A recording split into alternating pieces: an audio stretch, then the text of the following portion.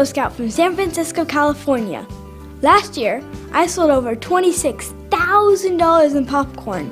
My name is Ben Colley. I'm an Eagle Scout with 5 Palms from Twin Rivers Council in Albany, New York. I've sold Trails End popcorn for 9 years and have sold over $131,000 worth of popcorn in my scouting career. I've been able to go on many scouting adventures such as the National Jamboree in Philmont. In the future, I will go to the Northern Tier and Sea Base. All of these activities paid for by Trails End popcorn. Last year, when I sold $26,000, and the pack in total, with 11 boys, did $40,000. We've been able to identify a need in the customers other than just, buy my popcorn! And that's why our sales has gone up so much.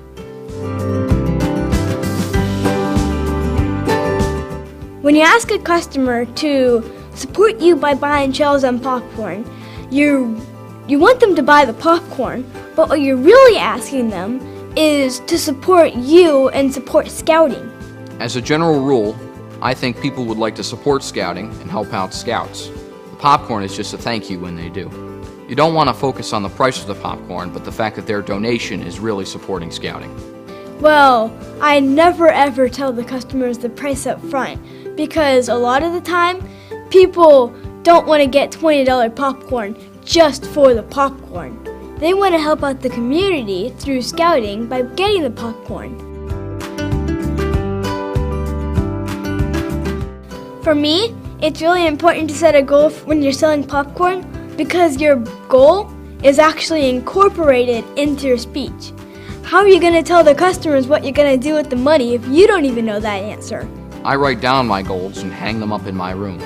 Like a scout using a map and compass, if you don't know where you're going, you don't know how to get there or when you've arrived. Goals are also important because they're like your motivator. So, if you don't have any goals set for yourself, how are you going to know how much you're going to have to sell? You're just going to be mindlessly selling popcorn. The basics of popcorn sales. Know your product and pricing. Map out where you're going to sell each week.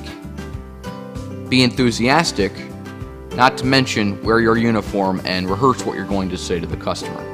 My hourly sales really depends on what I'm doing.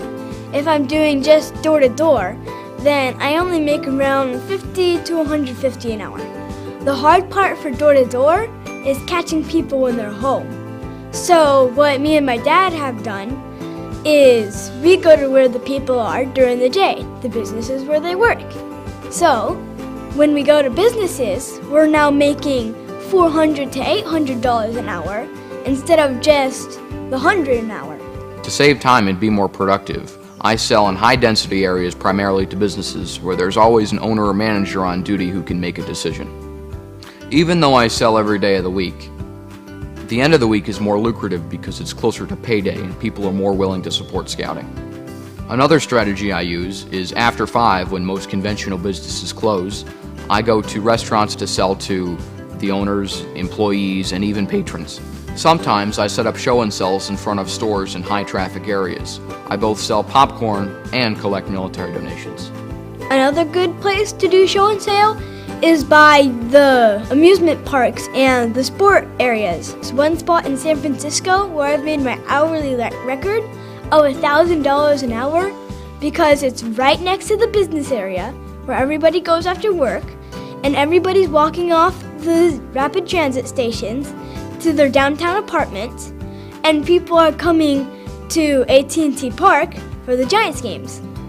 You may need to just look for the perfect location and think outside the box. Hi, my name is Ben Colley. I'm a Boy Scout with Troop 65, and I would like to know if you would be interested in supporting scouting by buying popcorn so I can go to summer camp.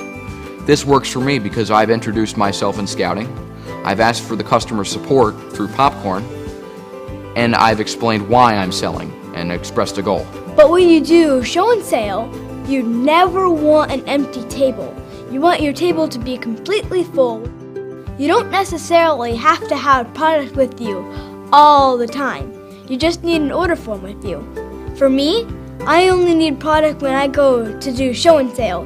When I'm doing door-to-door businesses, I just bring my order form and my pen. I like to think of businesses as a captive audience, just waiting for a scout to come through asking for support.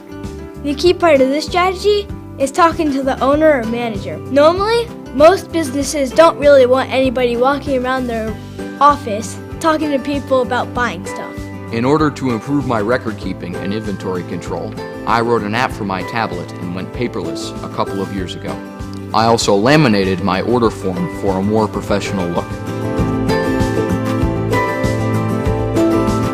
What I've done to go above and beyond as a top seller is I've built up a customer base of $14,000. So now, just as everybody else starts selling, I already have $14,000 worth of customers waiting and ready to buy from me.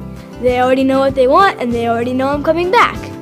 This upcoming popcorn season, I plan to grow my sales using social media to solicit military donations on the internet. With social media, I can reach many more people, and posts can go viral, creating many more sales. Also, I plan on accepting credit cards, making it more convenient for people to support Scouting. One of my favorite quotes is from Winston Churchill, who said, "Never, never, never give up." When I think about it, if I had given up as a 7-year-old Cub Scout, I wouldn't have sold any more popcorn in my scouting career. I believe handling rejection is an important part of being a good salesperson and a good life skill to learn.